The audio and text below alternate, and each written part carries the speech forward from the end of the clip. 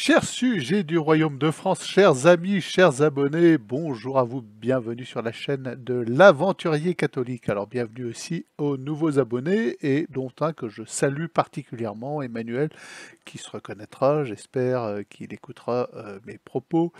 Je suis allé voir son témoignage de conversion, lui ancien musulman.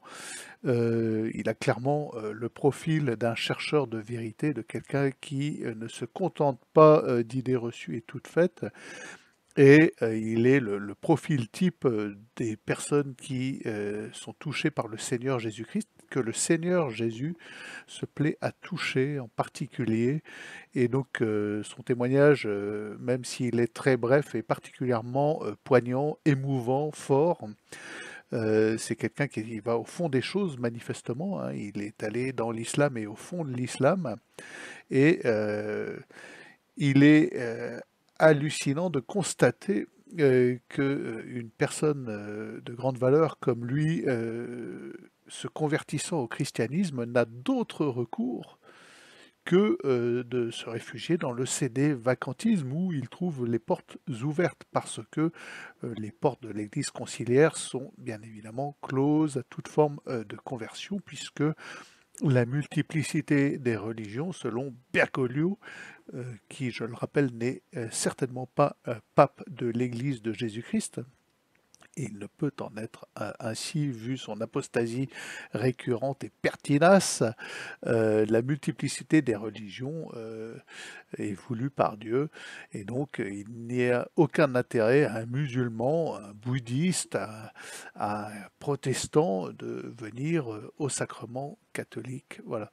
Donc, alors, c'est à la fois terrifiant, mais à la fois, bien écoutez, oui, euh, il y a d'autres églises catholiques maintenant que cette église souterraine, cette église des catacombes. Alors, elle a de nombreux représentants. Alors lui, nous apprenons qu'il est chez le frère Jacques. Voilà, j'ai pu voilà, critiquer le frère Jacques, pas sur sa foi et ses convictions, hein, loin s'en faut, mais sur des dissensions concernant la forme de la Terre. Et je ne reviendrai pas sur cette question, car j'en ai suffisamment parlé, j'ai suffisamment abordé cette question. Voilà, et je considère qu'elle s'apesantir là-dessus ne va pas dans le sens d'un certain prosélytisme nécessaire à l'avancée de notre cause catholique en France. Voilà, ça, je trouve que c'est une perte de temps, ça discrédite euh, parler de ces sujets et affirmer péremptoirement que la Terre est plate ou autre, ça discrédite, ça met un frein à des curieux qui pourraient venir et se dire bien, pourquoi pas catholique et pourquoi pas les sacrements, pourquoi pas la Vierge Marie. Et ah oui, mais ces gens-là, quand même, la Terre est plate, là, ça va trop loin. Bon, mouvement de recul, c'est un peu dommage. Bon, alors voilà, j'ai dit que j'en parlerai pas, et il se trouve que j'en parle là actuellement. Donc bienvenue à Emmanuel. Je sais par de nombreux témoignages, et on peut le savoir aussi par l'abbé Pagès, hein, qui fait un travail fantastique sur ces questions, que les musulmans se convertissent en nombre et qu'ils ont énormément de mal à aborder l'église, on va dire, novus ordo conciliaire, qui n'est plus l'église de Jésus-Christ, mais une église verte et inclusive, n'est-ce pas? Cela m'amène à aborder, merci à l'un de mes abonnés, enfin l'une, qui me signifie que Emmanuel Macron, le poudré, assistera à la messe de Bergoglio euh, à Marseille le 23 septembre. Alors, je n'en savais rien puisque je ne suis pas les activités de près de ce monsieur en blanc qui, pour moi, n'est rien, ne représente que la contre-église catholique et une forme d'antéchrysme. Bon, si je peux me permettre, un antéchrysme, montéchristisme, je ne sais pas. Donc il viendra à Marseille, en effet. Alors, j'avais eu vent, mais je ne connaissais pas les dates. Et puis voilà, j'apprends que Macron va assister à la messe. Alors cela provoque un tollé de la part des gauchistes laïcards. Voilà.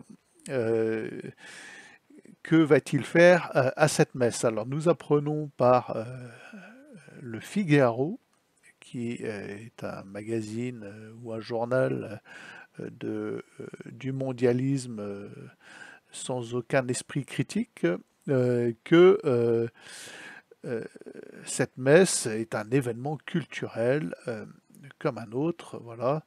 Alors je vous lis l'article.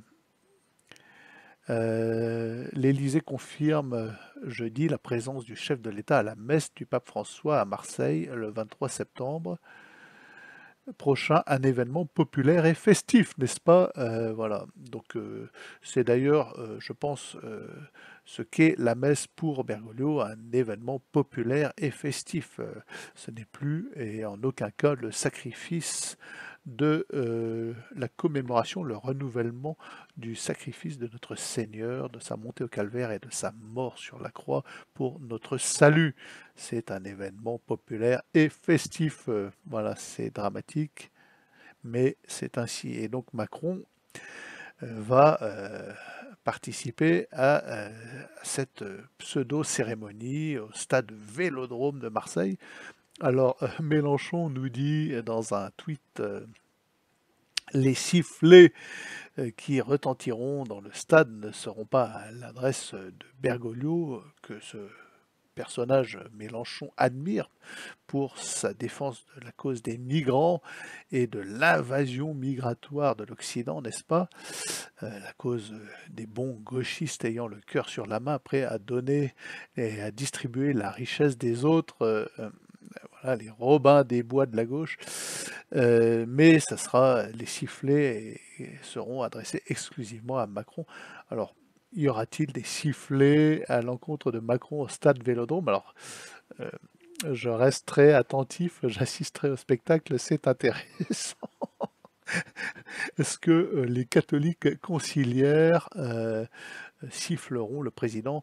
Personnellement, j'en doute. Je pense que ces gens-là sont acquis au mondialisme par le fait qu'ils sont bergoliens et donc sont acquis à toutes les causes magnifiques du poudré, n'est-ce pas, en faveur du nouvel ordre mondial, de l'inclusion, du réchauffisme, du pandémisme, de tout ce que comporte du multiculturalisme, du wokisme, voilà, toutes ces belles valeurs mondialistes que proclame notre République, qui n'est plus en soi une entité, mais qui est fondue dans ce mouvement mondialiste et auquel appartiennent tous les bergoliens, évidemment, qui viendront au stade Vélodrome voir Bergoglio et assister à ce spectacle, car il ne s'agira évidemment pas d'une messe, il n'y a plus de sacrement dans cette histoire.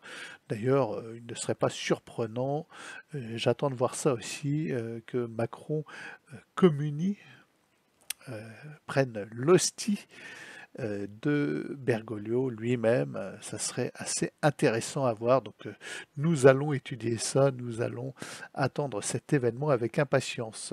L'événement, la communion du mondialisme, des deux mondialistes phares, le nôtre, puisque c'est notre président, le poudré, et celui qui devrait être le phare de l'humanité, le pape, enfin, celui qui se prétend pape et qui ne l'est en aucun cas.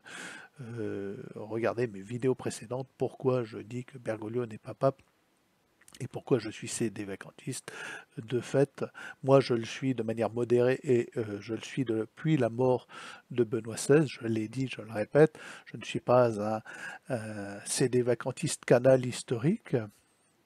Je suis sédévacantiste de fait depuis la mort de Benoît XVI pour des raisons parfaitement explicitées dans certains reportages que vous avez pu voir, que je proclame depuis bien avant ce reportage qui nous dit que évidemment la démission de Benoît XVI était un piège à con, si l'on peut dire, et que Bergoglio est tombé les deux pieds dedans, et que tous les actes de Bergoglio depuis sa fausse élection sont nuls et non avenus puisqu'il n'est rien, il n'est pas pape. Et voilà, ça nous met d'ailleurs dans une situation dramatique hein, puisque les cardinaux qu'il a nommés ne pourront en aucun cas être des électeurs lors d'un prochain conclave, ce qui rendra forcément l'élection prochaine invalide. Voilà, c'est un gros problème. Et ça risque de me faire tomber définitivement dans le sédévacantisme pur et dur. Alors, heureusement, la religion catholique est celle des miracles et l'histoire nous montre que la France étant tombée très bas, s'est toujours relevée, donc, mais que cela dépendait de la providence. Et nul ne peut prédire l'avenir, comment Dieu va renouveler la grâce du baptême de la France. Alors j'ai pu parler dans ma dernière vidéo de la victoire, et la victoire c'était d'aller au ciel, oui, ça c'est la victoire ultime, mais notre victoire à nous guerriers, sur qui Dieu compte sur nous, et il compte sur notre action, notre bonne volonté, nos prières. La victoire, ça sera de faire renaître la France de ses cendres, car actuellement elle est, on va dire, en grande partie consumée. Il ne faut pas oublier que la religion catholique, c'est aussi la religion des grands hommes, la religion des saints. En voici un, extraordinaire. Alors pourquoi je vous montre Maximilien Kolbe? Parce que vous allez me dire, ah, il a été canonisé par Jean-Paul II, il n'est donc pas saint. Là, il faut arrêter les conneries, d'accord? Il faut arrêter les conneries. Que celui qui arrive au bout de l'ongle du petit doigt de pied de Maximilien Kolbe me jette la première pierre lorsque je proclame, moi, Saint Maximilien Kolbe, d'accord? C'est un des hommes les plus grands que ce siècle ait compté, Saint Maximilien Kolbe. Avant d'être canonisé par l'Église de Jean-Paul II, il l'était par la clameur publique, d'accord? C'est un grand saint quoi qu'il arrive. C'est un homme extraordinaire. Il suffit de se pencher sur sa vie pour se dire qu'on n'est pas grand-chose, quoi. Voilà, on n'est vraiment pas grand-chose humainement en comparaison de ce genre de personnes qui ont été la lumière du christianisme pour le monde.